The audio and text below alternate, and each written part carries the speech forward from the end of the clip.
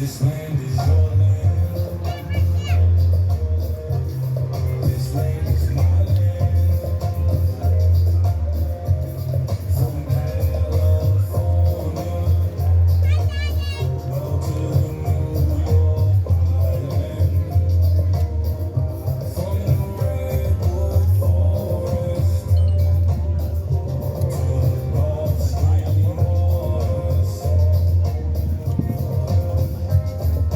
This land was made for you and me.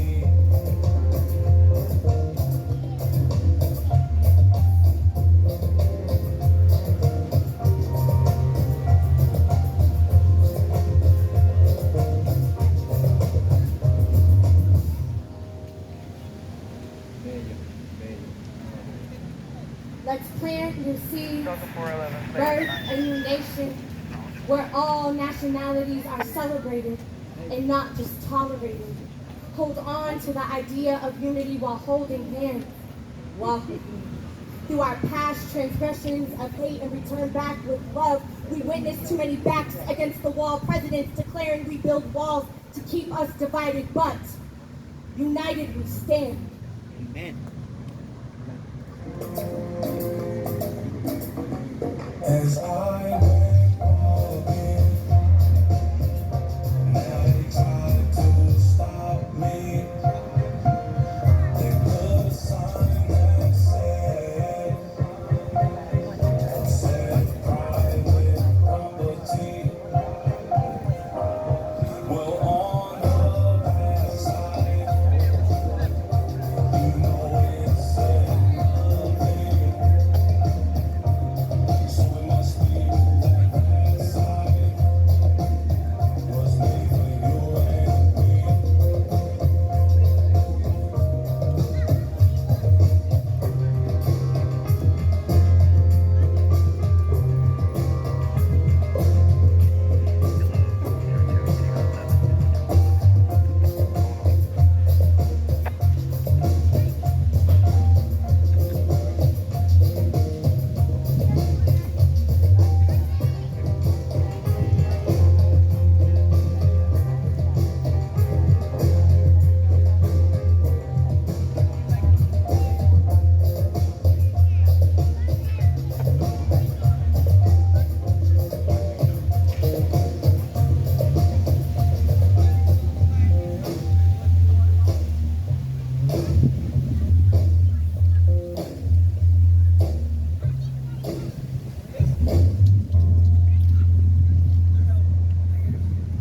We seek peace and prosperity to all.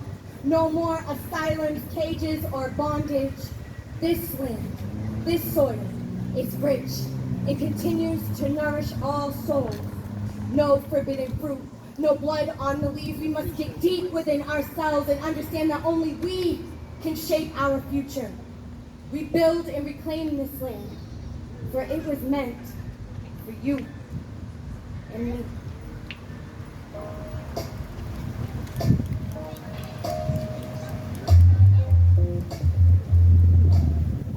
On a bright sunny morning, in the shadow of the steeple, down by the welfare office, I saw my people.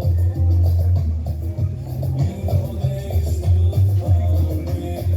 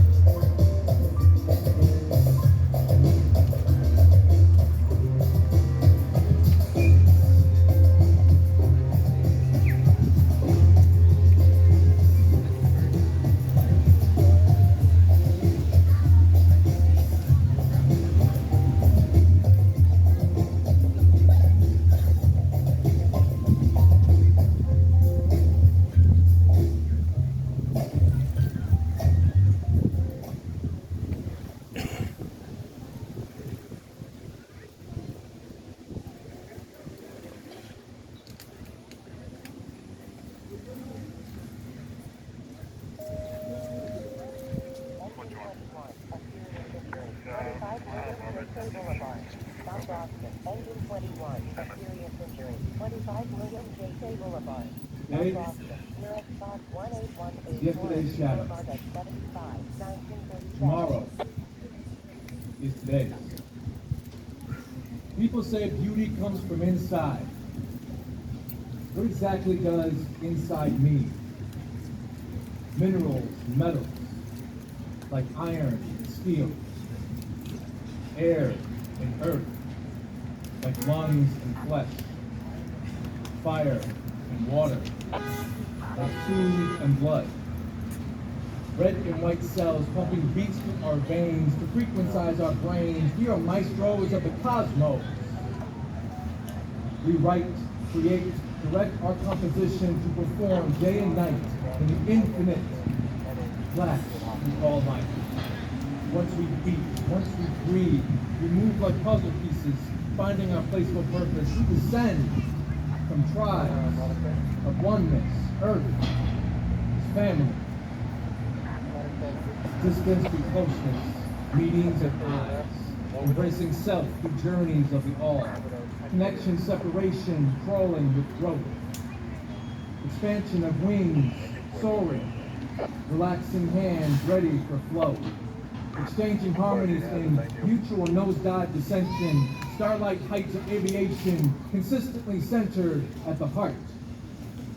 Crowns and souls assist all three eyes in sacred voice box gut feelings with roots identical to destiny of a tree. Potential to rise, symbiotic air to breathe in. Beauty, buds to taste truth, ears to hear history, touch to feel real, sight to see synergies. When we remember who we are, as human beings, we are maestros of the cosmos. We descend from tribes of oneness, earth, family. Today, yesterday's shadow. And tomorrow, is this.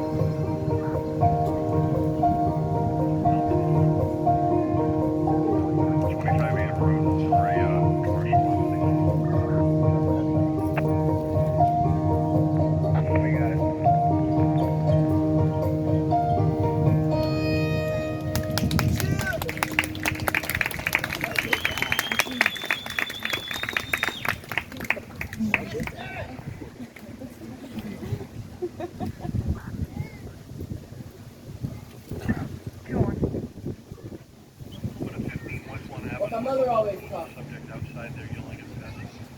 My mother always taught me never enter into someone's home uninvited. Never get too comfortable until you offer to speak. But most importantly, you must acknowledge everybody in the room. That being said, my indigenous brothers and sisters native to this land, hello. I see you. I acknowledge you, and I'm sorry. In a time when your people are spoken of as if to be extinct, it's depressing. Instruction 500. That your people are only remembered by the celebration of their genocide. My mother taught me to love with no restrictions, unconditional. To my brothers and sisters at the border and your children, your pain don't fall on deaf ears. This seat here is for you. To my brothers and sisters and families in Palestine, I offer you a seat here, too. You see, she taught me to make room for restoration and for healing, too.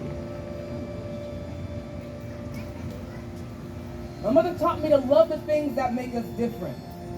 But these truly are the things that make us human. In a time where separation has entered into the fabric of our world, I'm reminded of my mother's lessons, Before you eat, say a blessing. The key things like treat others the way you want to be treated. The core things like if you have enough to give, you give. If you still don't have enough, you give.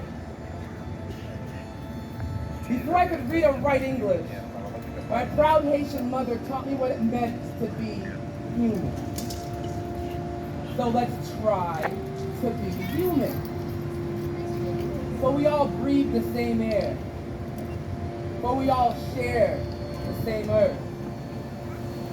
And we all breathe the same blood.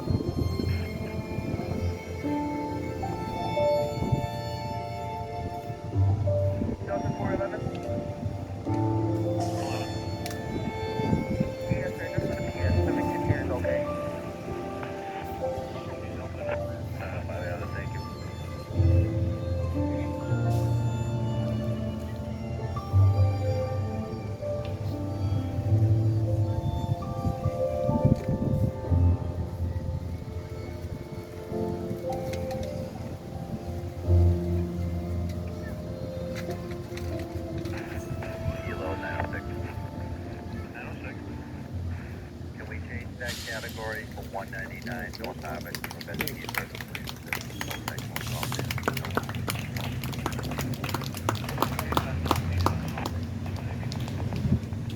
Thank you.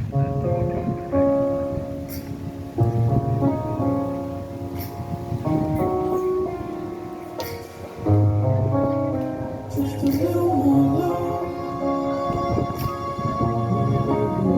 Just a little more love. Just a little more love. Think about someone else. Little more.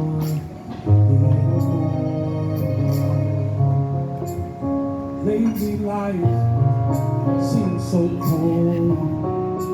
Maybe I'm just getting old. Seems like overnight everything just failed. People woke up only worried about themselves, only waiting to feel better. We got to come together. Won't be this way forever. Just a little more love. All we need to waste.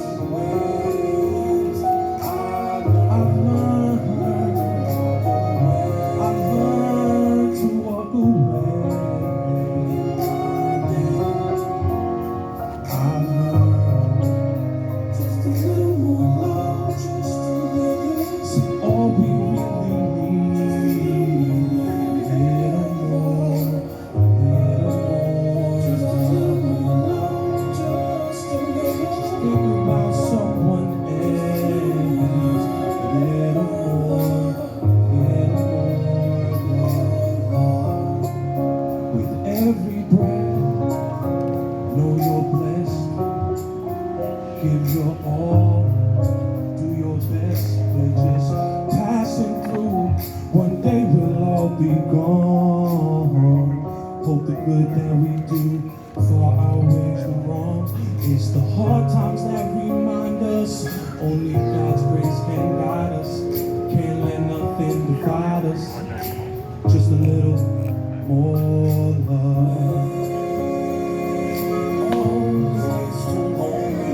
Only need to ways. I've learned to walk away. My way. Just a little more love. Just a little more. Just a little more. Just a little more. Just a little more. All we really need is just a little more, yeah, little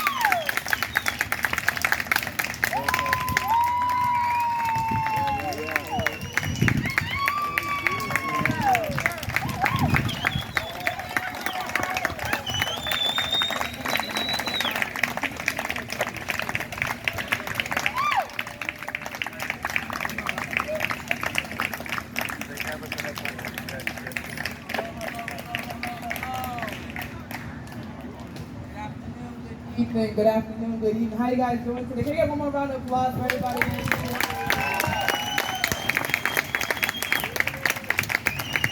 you get a round of applause for yourself for sitting through that whole thing? Thank you guys. This is the part where we do a talk back.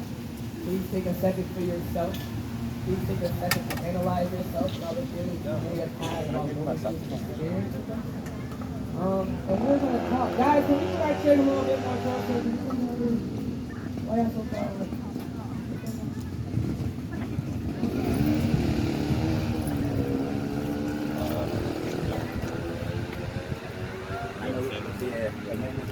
So, we are Be Heard, and we are going to introduce ourselves.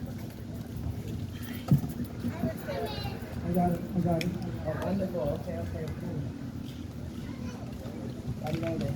I'm Jay Paris, and I'm the co-director of Be Heard, and I oversee the films. And I work with these wonderful people to develop these films. Okay. How's everyone doing this evening? My name is Oliver Burns the Fourth. I am a dancer with Be Heard, and I am the co-founder of Trendstream Entertainment, which is a media and event production company. Hi everyone, I'm Amanda Shea. I'm an artist, educator, poet with Be Heard. Hello everybody, my name is Lucci.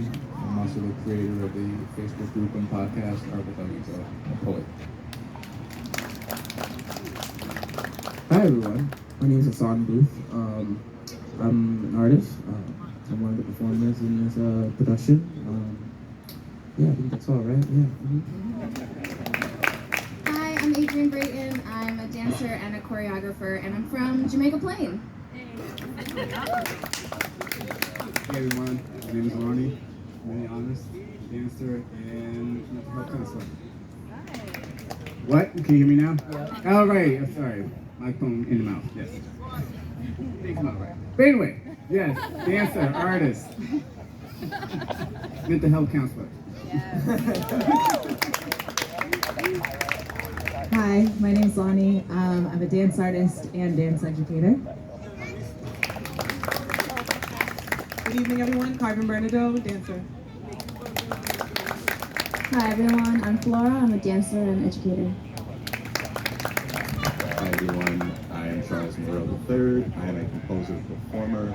I am also a teaching artist as well as a performer with Trendstream and a couple of other independent projects that we do. I forgot to say my name before. I'm Anna Meyer. I'm a choreographer and artistic director of Be Heard Network. Hello. My name is Decoy Matayahu, but you can call me Greg since I took you through that experience. And I am a poet as well as currently working in this Dirty Justice field. And a dad. Alright, so this is the part where you raise your hand and I point at you and you tell us a question, an emotion, a statement, something you felt while watching the piece. Some of you I've seen before, so your hands should go a lot quicker to see something different from the first time you were here. But please feel free to raise your hand and share with us your experience. What was it like to sit through it? What was it like to hear it, to see it, to watch it? Please don't all just look at me.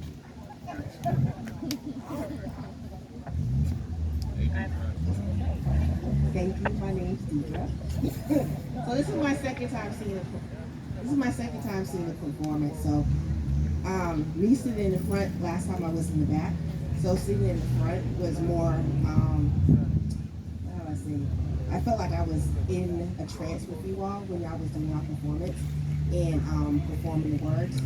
So I really felt it. That's why I say thank you. I did ask a question before I asked it again because I do see somebody else who's here requesting the last. So I'll ask the question. The question is, whenever you all are doing the dance, where is your body going to?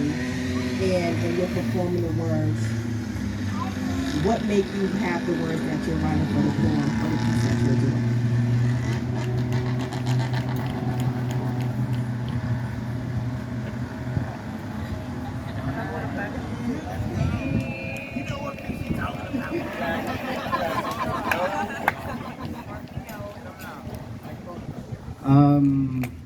By the way, Ronnie choreographed the solo with the poetry.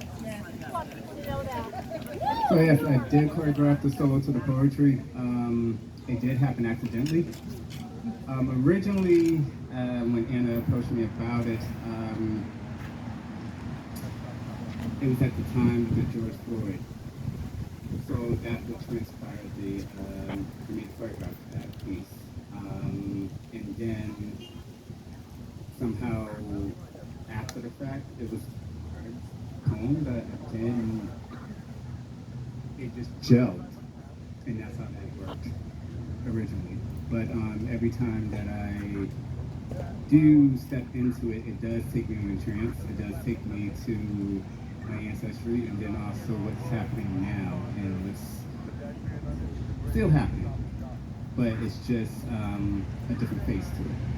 So each and every time, it does take a toll on me emotionally and physically. For sure.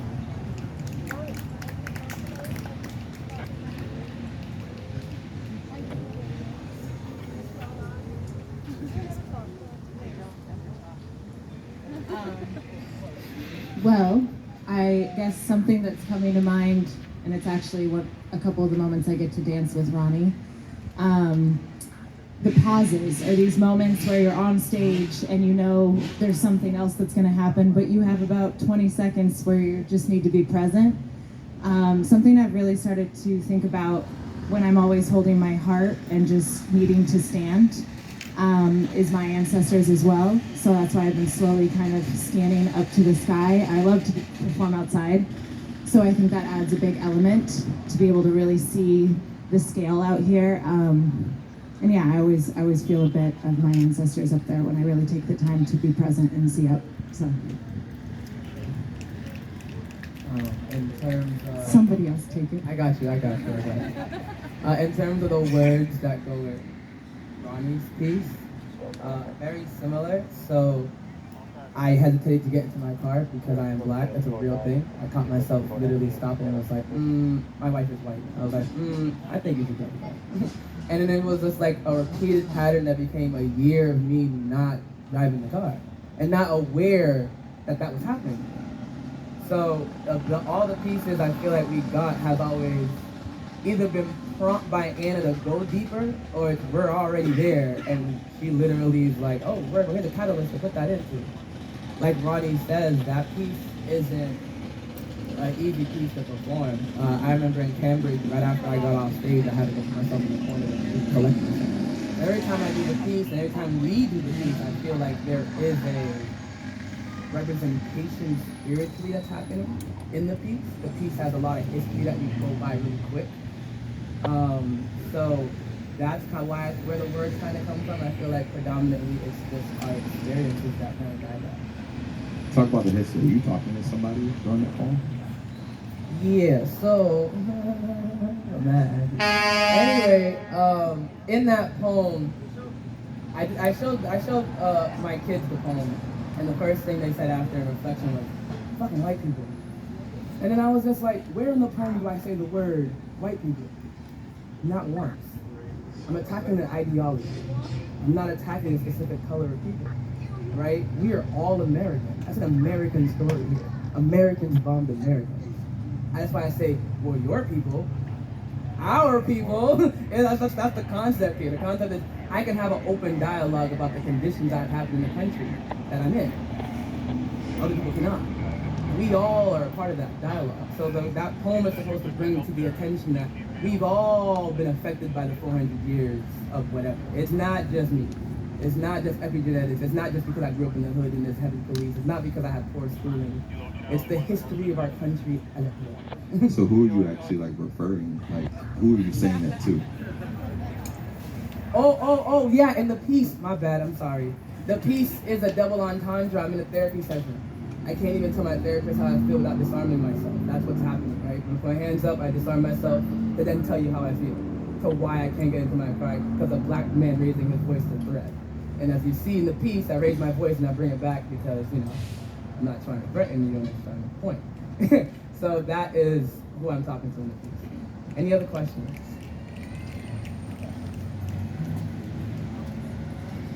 Yes, ma'am. Hi, long-time follower, first-time audience members for being heard, but everyone here in the panel. Actually, Lonnie took my first question, which was just like, how did the space affect you? So I'm going to move to my second question, which is coming out of COVID, or I don't know, still in COVID, later COVID, sub-COVID, B54, whatever. Are there changes to the way that you work, changes to the way that you collaborate? I mean, you have all these new tools, Zoom and, technology that's been facilitating the way we work, but also maybe like putting up more barriers.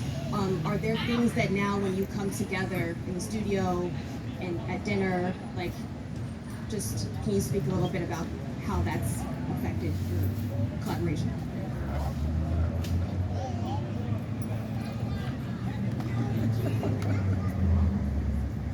Yo, y'all remember those Zoom rehearsals we were having?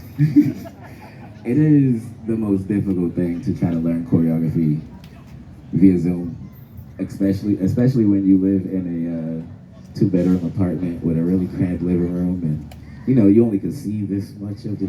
They're doing stuff with their feet, but you're like, can you step back so I can? So COVID definitely has changed the way the video's backwards. So when they're stepping with their right, we're actually supposed to be stepping with our left. It's weird. But yeah, so it definitely has changed a lot of things when we first started meeting in person. Getting used to not swallowing your mask and drinking the sweat that's that's pulling, and it's crazy. And then what else? We went to the Kendall Square space. They had like renewable air and stuff. Yeah, they can. Well, there's a number of things that we did during COVID. My husband here, Jay Paris, is a filmmaker, so we actually made a film on this court with dance and poetry. It's a 23-minute film, and it's used for workshops to get people talking about racism. But the other thing that we did for this, what Oliver was going to talk about, so I made a piece in 2007. And because we really couldn't come together and work in a studio, I took parts of that piece. It actually only got performed once, I think. And then we made a piece in 2019 that I didn't really like that much, except there was a lot of beautiful things in it. And so we mixed those two things together, came for two intensives, well, four intensives together with masks, and put those together in a studio. And I don't know, that's just how it kind of came together. God knows what's going to happen in the future, but... Right. Another aspect I would say that we heard develop during COVID period was our Sankofa Arts Initiative. And that's something that we're all working on to try and put more effort and energy into. Because as artists, we all have our independent practices and projects, right? But with free time, it's okay, so how do we solidify what we're doing already and take it to a broader range of people? And so in particular, the Kohai and I, we started trying to figure out how can we use the films that we showed together 6 feet apart to a lot of youth, right? To address racism, but also COVID, because you would not believe how many young people are not even talking about their experience with COVID. They don't even have a way to open up because the school system is kind of, I'm not gonna say failing, but not necessarily able to provide as rapid of support as this is finding out, right? But then also the intersection of race and COVID is also something that they're not able to discuss, or how maybe the lack of resources, or feeling sketchy about being tested or going to get tested. So all of these things kind of opened up and gave us a lot more work to do, but better busy than bored, right? And I think, that's really important for us. Oh, all right. We got a question over here. Yes, question over here. I can't give her my mic, it's on my head.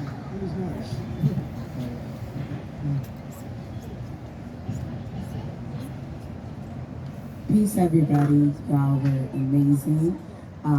Thank you. I'm really excited to be here, mainly because I'm a mom, and I'm a Black mom, and I have a young, Black boy and a Black girl, and they were both here, and they are both under 5 years old. And this is a really cool mom experiment, but it's not. So I came. They didn't have a lot of food in them. We came from summer camp, we ate tons of things, but we needed dinner next, right? And we came, and once the movement started, they were completely quiet. I don't know if anybody could feel it, saw me walking with children, but the children did nothing. These are hungry children. So you could captivate 2 hungry children who were at summer camp all day. So that I want to say kudos to that. And my question is, how much experience do you have with doing this in front of young children, like maybe elementary, preschool? So that's what we're trying to do. So the youngest that I think we've done, our shows are always free. People always bring their children. Me and Charles have been showing our pieces to the youth, and the youngest that has seen this so far is 8 years old. So I've had an 8-year-old sit, watch the whole piece. We've talked, we digested together.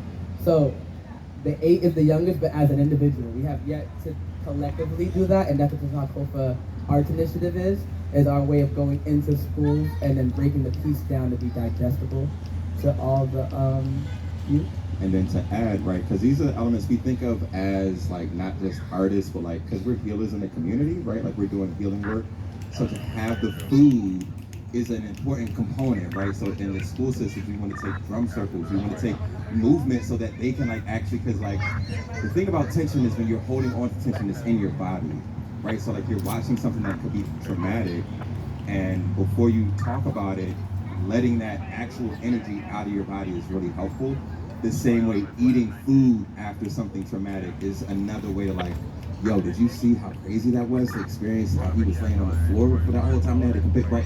We know naturally as a people that's a component to what we do, but we're trying to bring that aspect back to the art world, so it's not as, I don't want to say the corporate word, but it's more of a family, because that's what we are.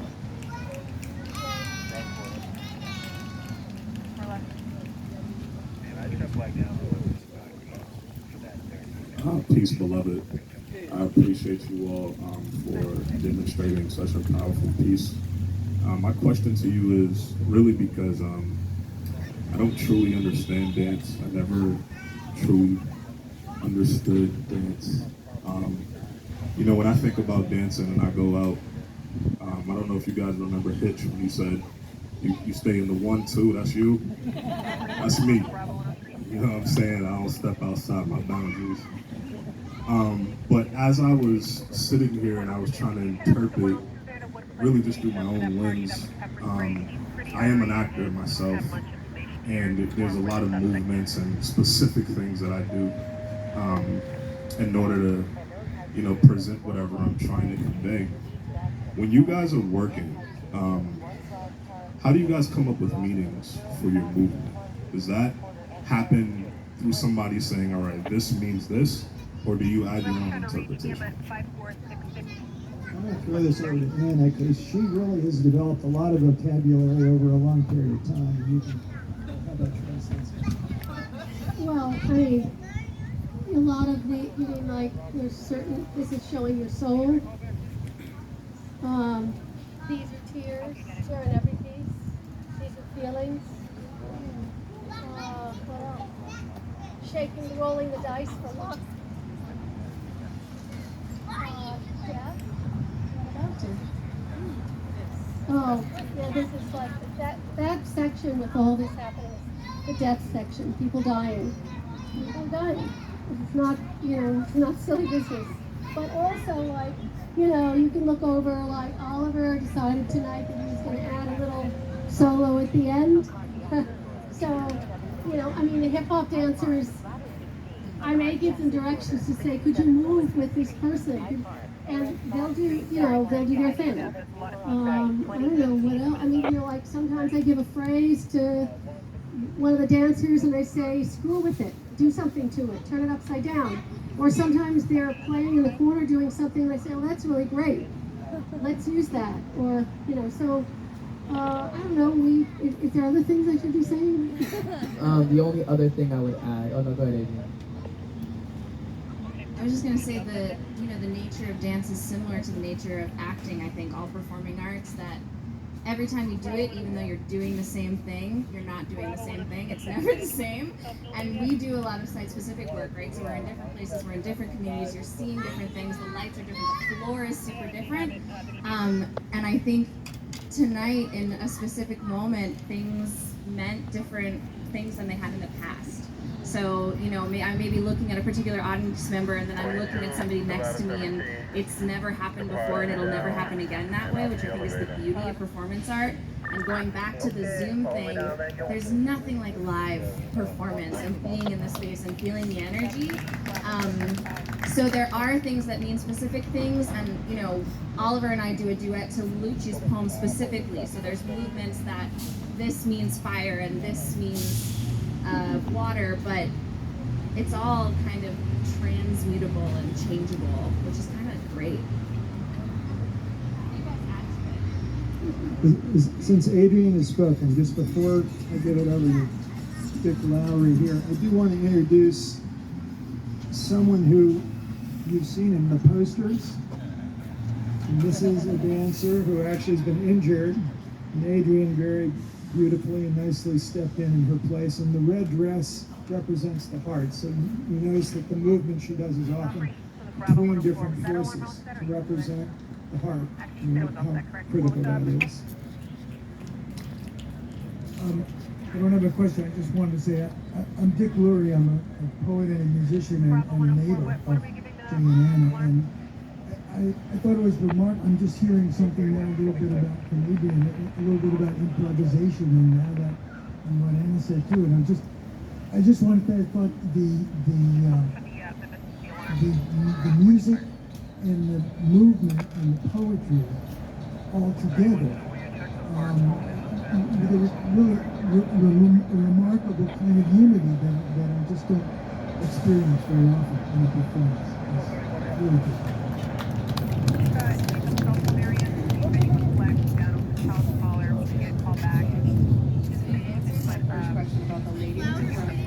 Sorry, my first question was about the lady in red, but Jay already answered that. So now I'm wondering about the lady in purple. What's her role and significance to the Let's see what she has to say about it.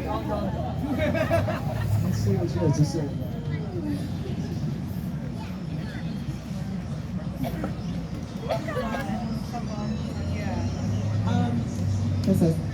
I guess, well, the major piece that I can really speak about is the death piece.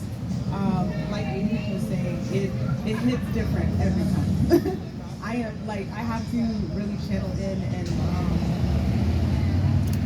lock into those moves, and I believe that Puai does poetry before me, so being able to channel that and, everything that's going on that we're talking about from the beginning of the piece and, wrapping it up with love, that's what I'm embodying in all of this, so, yeah, that's I'm killing off everyone because that's what's happening, and it's so sad, but I'm trying to lock in, and it gets deeper and deeper every time I perform it, honestly. Yeah, and your seriousness, it plays the role so great. I'm not that serious in real life. I'm not, so it's a challenge, but thank you. Hold on, wait, we have I a just question on also this want to side. say that Nate Tucker over there is the composer. Except for the Dennis, wherever he is. Dennis is not here. The singer in his own songs. So. Yeah, one question here. Any other hands to go up so I can bounce to the next person about popcorn? Dan. There we go. Cool. I'm the missing Dennis. Dennis Jackson. I'm 75 years old. I'm feeling it so deep. I've been to 12 countries. I come from a family of professionals, musicians, and theatrics. I'm overwhelmed. Alvin Ailey, numerous times, I'm overwhelmed. What's that Chinese group that performs annually and travels, the Irish Step Dancers? My mixed-race mother told me in the 50s, it's good and bad in all your mixture, which on her side was African-American, Jewish, Irish, French, Canadian, Spanish, Dutch, Wampanoag, Narragansett. I did DNA on my dad, Nigerian, Malian, African, Bushman, Irish, Asiatic mix. So every part of me was crying. Thank you very much. Question is, I'm coming into serious money with an Amazon competitor. Can we talk about financing the future? Yes, I say yes for you. I'll tell you what, if I can check out too. There you go. I got $1. So, I really, first of all, good evening and thank you, like everybody, for like curating the space together. As like, as just like a community person, that does a lot of work with like youth, but also men. I want to like spotlight the men a little bit. Beautiful movements from the men or people who I perceive as men in this moment. I just want to know, like, you know, I just really want to know, because I want to pass it on to like other people in my life. You know, how did you like become dancers, just like as men, you know, and not like you feel like beholden to like one type of like genre or choreography or another? Because I saw like a lot of things put together in such like a fluid way. It was just very beautiful. So like this question is for any of the men dancers.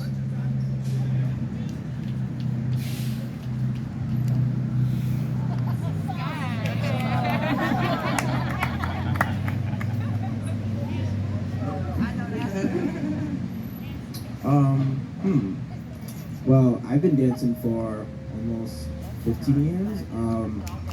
Thank you, thank you, thank you, thank you. The beginning of my dance career was quite a struggle because, you know, dance, you know, people look at it as like, you know, flamboyant, or you're doing this or you're doing that, or they have this opinion of you and stuff. And honestly, those things just don't matter.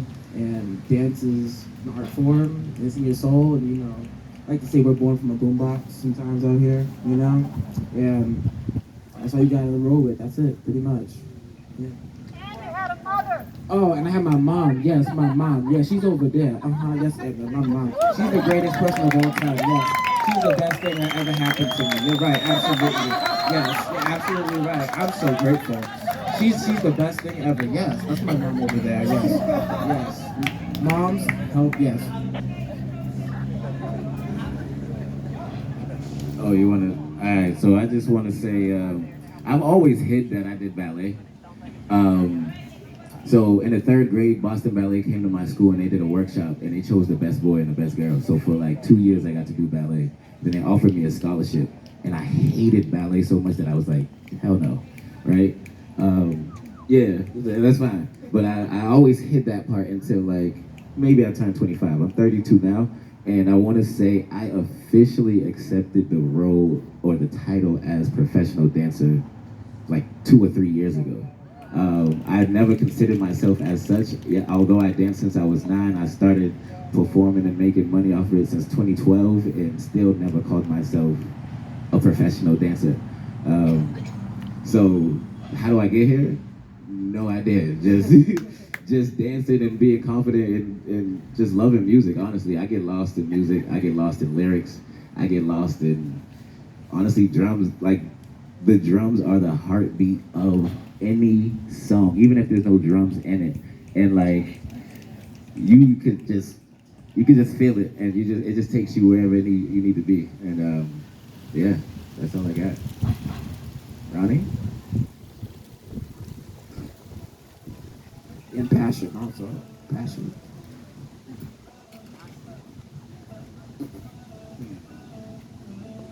How did I get into it? I don't know.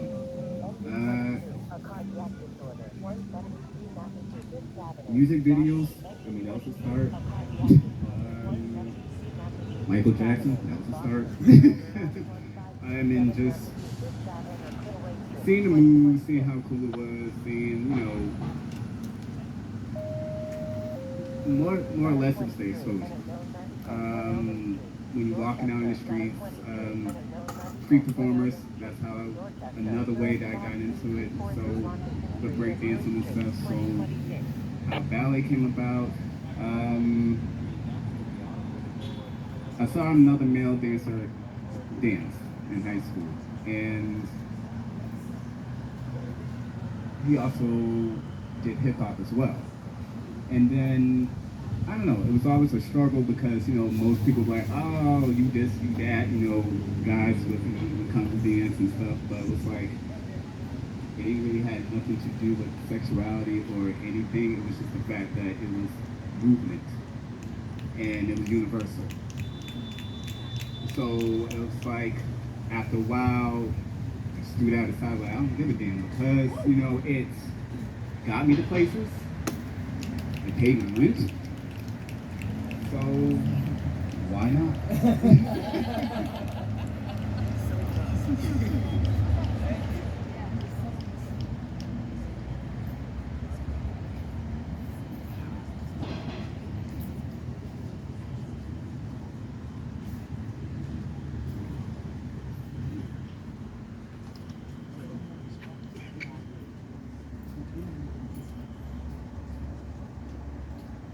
So, I'm like on the spot kind of sort of, but it's okay. So family of Mawakana, and there's a segue that was going to happen this evening, and I know that it's like how do we segue into a community that can have a chance to share. And I know for those of you who know Charles, is like there's a couple different things happening, right? One is his birthday, right? That's one thing coming up. And one thing that I want to say as someone who came to the show twice is like this time I'm very moved in a way that I wasn't anticipating. And I think that just goes to show about the power of the arts. But I'm also moved because there are some community poets here that also wanted to kind of share their energy as well. And so I wanted to kind of honor that space, but then most importantly, there's like this overall jam session that we're hoping people kind of stick around for as well, to just share and love. And this whole thing that Charles always talks about is music is love. And so, what does that look like? So I just wanted to offer a couple of people at this time while we're still in this space. But I want to do something first before I do that.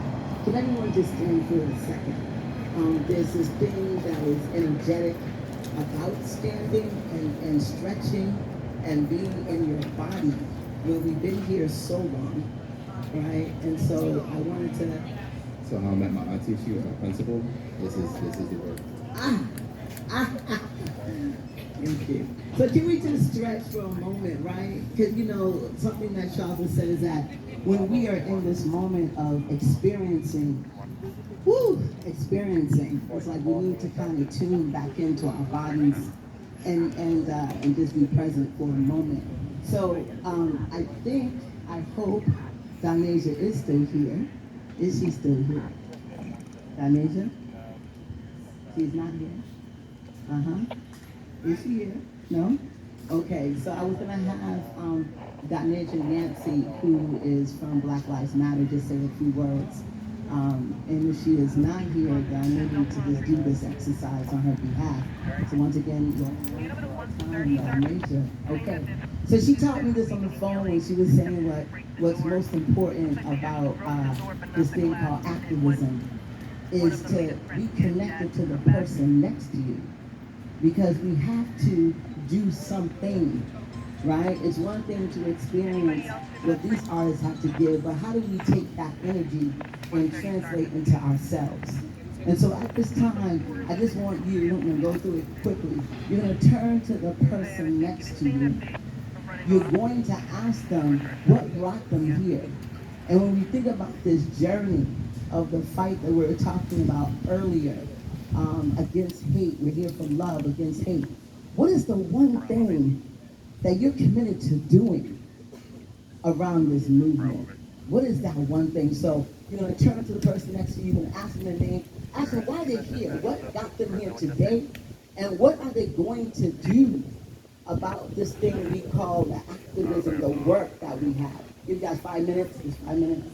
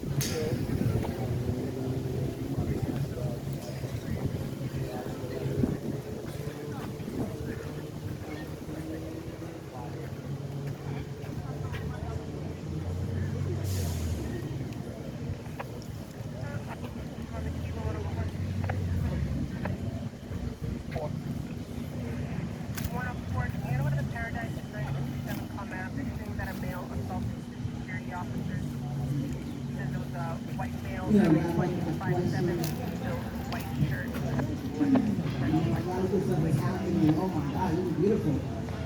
It was beautiful. Alright, come back. 10, 9, 8, 7, 6, 5, 4, 3, 2, 1. So, you know, that is something that the nation Nancy from Black Lives Matter said, you know, when I come and speak, I'm going to ask that question. Because when we go to the streets, we've known one person that we may see there. You understand? And so it's like, how do we activate that? So I wanted to bring just a few folks, not a lot, but I wanted to bring Tammy. Is she the mother, the one who was like, I'm a mother? Yeah, Tammy, can you come forward? She's gonna do, you know, it's about love, right? So we're celebrating that Be Heard is an organization that's been doing the work so much. But then how can we give back, right? How can we give back to be heard? But then how can we give back to ourselves? How can we start to heal and then still fight? Because that's the thing, it's the balance. You know, it's the fire in the belly, but then there's the heart space. So we have some people coming to share today. Thank you, Tammy. Please don't leave me by myself. Please stay with me. Please stay with me. Okay, so please stand. Stay standing. One of the things, so I am a mother, an educator, and I would like to learn from Brother Oliver today. I am a professional vocalist. I never considered myself a professional vocalist, but it's about time. And, you know, your responsibility as an artist or whatever you do is to reflect the times. Ashe, Nina Simone. Right now, oh, and I just want to, I have so much like happening right now. I feel as emotional as this Baba right here. Iya Mawakana helped me give birth to my firstborn, Bilal Latif, who was here. So like community is real and things always have a way of coming back full circle. So what we're gonna do is learn a song. The challenge I'm making for myself is to teach you a song that I wrote with this wonderful brother named Optimus from Foundation Movement.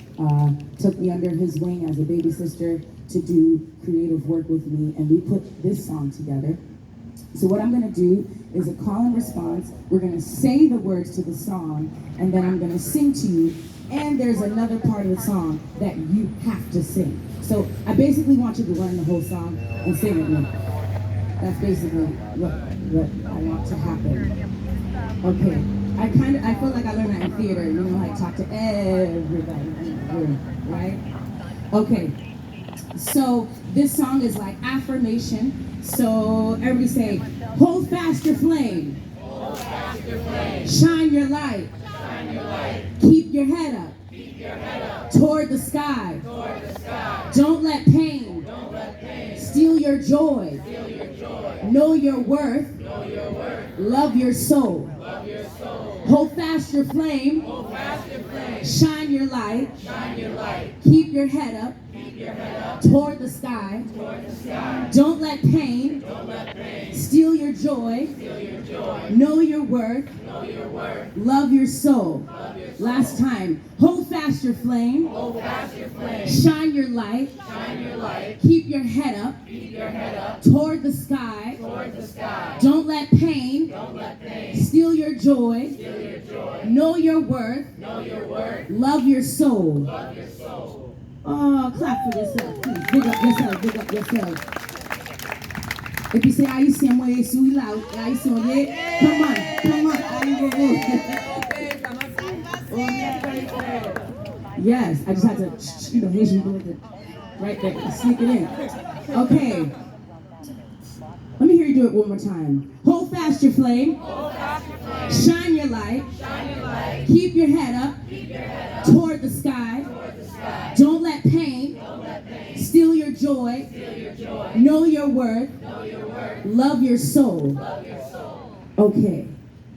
The next thing I want you to do is sing to me. I'm going to sing it to you, and you're going to sing to me, shine your light through the darkness. Ready? I'll say, shine your light through the darkness. Say that. Shine your light through the darkness. So clap. Shine your light through the darkness. You say. Shine your light through the darkness. Don't be shy. Shine your light through the darkness.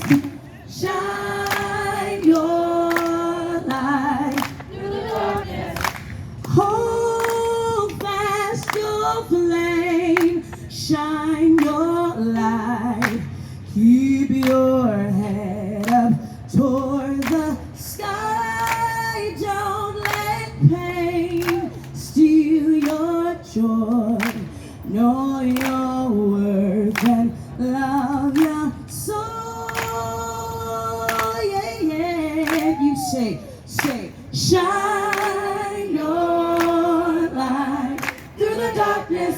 One, shine your light through the darkness. Hold fast your flame. Shine your light. Keep your head up toward the sky. Don't let pain steal your joy. Know your worth and love your soul. Yeah. Let me hear you say, shine your light through the darkness. Hey, shine your light through the darkness. On your own, say, shine your light through the darkness. Shine your light through the darkness. Hold fast your flame. Shine your light. Keep your head up toward the sky. Don't let pain steal your joy.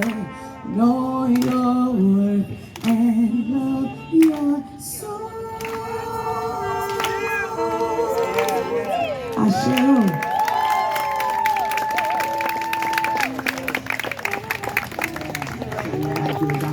Yes. So, the segue, right? So, this young man, I guess he's all grown up, right? He used to be a student of mine, and now I'm his student, right? So, we have Antonio Strad, who had a moment earlier around, he's not a dancer, but he definitely is a poet and an actor. So, if you can come up for a minute.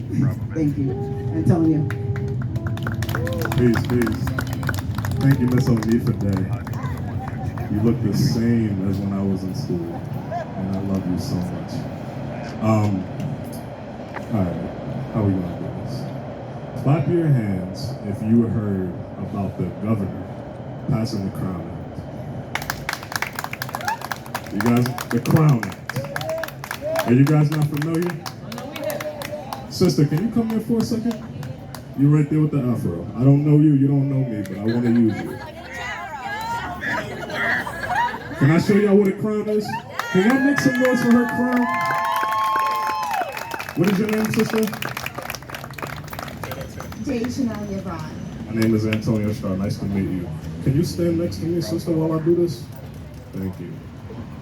So this poem that I wrote, man, I almost feel like crying. This poem that I wrote was because of that. And it's because of something personal that I experienced, actually by my employer. This poem is called Shut Up, Nigger. Hello, my name is Antonio Stroud, and if you haven't noticed already, I am a black man.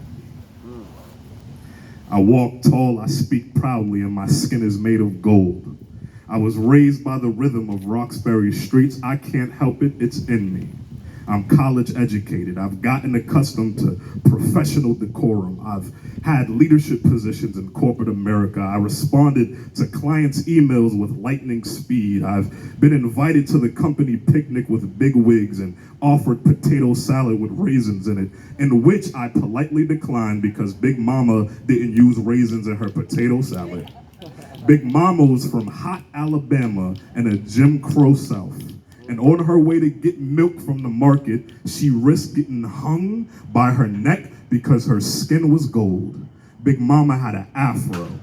And when her hair wasn't braided, Big Mama wore it with pride, for it was her crown. For me, it was presentable. It was a part of who we were. It's a part of who we are. This is what I explained to my boss as he told me a young woman's afro wasn't presentable at our company.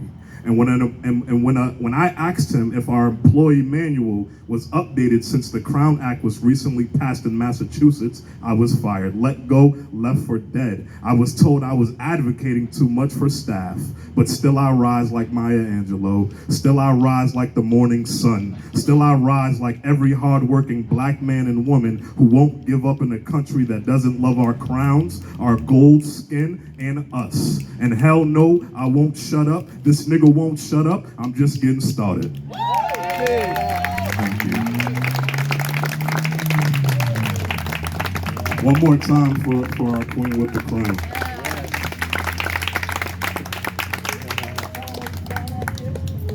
So the Crown Act is it just got passed into law by the governor that prevents women from being discriminated against with their natural hairs. So how often in schools and in certain companies, you know, black women, oh, you have dreads, that's not presentable. Or they're not hired because they have natural hair. But that's our crown, goddammit. Who are you to say, I showed the picture, so that's based on a true story. Based on a true story, and I'll wrap it up. Because I smell food, and this is a difficult place to be between food and somebody talking. I know how that is, right? So I'll wrap it up. But I wanna feed you spiritually for a second, if I may. Yeah. So I'm in this I'm in the middle of a lawsuit, so I won't say their names.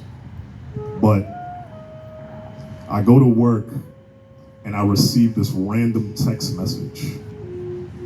God help me. I received this random text message from my boss, and all the managers are in this text message. And it's a random photo of a young woman with an afro that works for us. And there wasn't any context in the picture. It was just her in an afro. So I'm thinking, oh, that's dope. In the back of my head, I'm like, oh, that's dope. I showed my mother the picture. I was like, yo, I just hired her. The first thing she said was, oh, her hair is cute, right? So then I say, what's the context here, sir? And didn't reply for a while.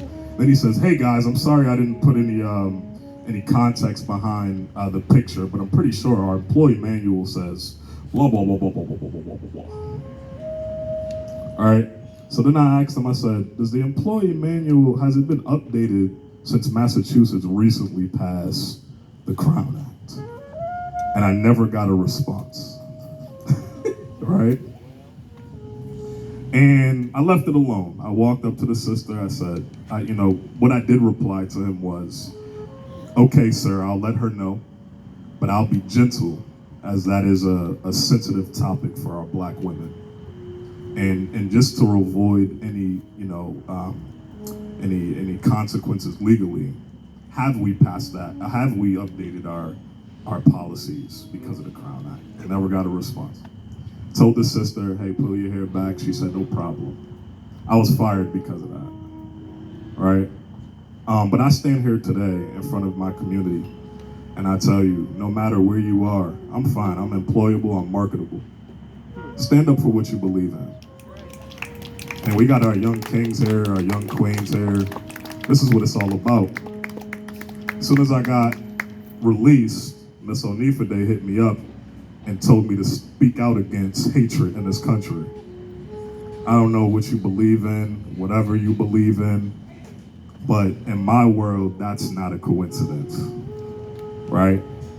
And if you're gonna stand up for this, because Miss Onifade instructed us to turn to our neighbor and, whatever you commit to, make sure that's rooted in love, and never forget your stance on what you believe in. On the count of three, can I get an ashe? 1, 2, 3. Ashe. You can do a little bit better than that before we eat. 1, 2, 3. Ashe. 1, 2, 3. Ashe. 1, 2, 3. Ashe. Thank you.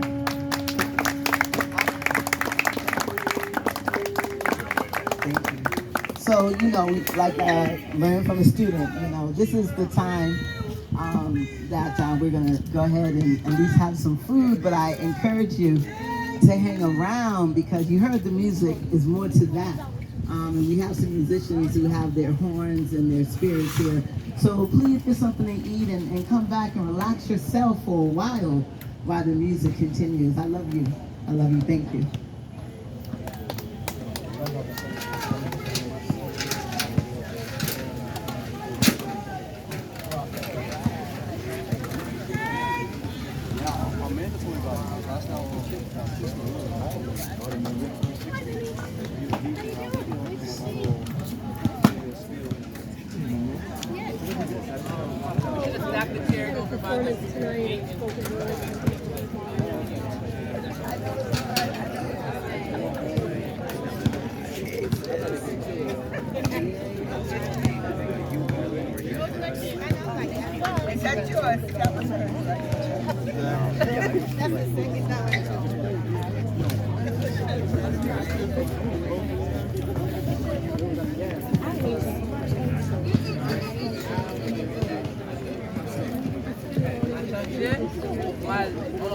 Parce que par exemple, on a parlé avec le monde dit ça a besoin de dire. Il là parce que yo bon propre. Vous dites ça où là?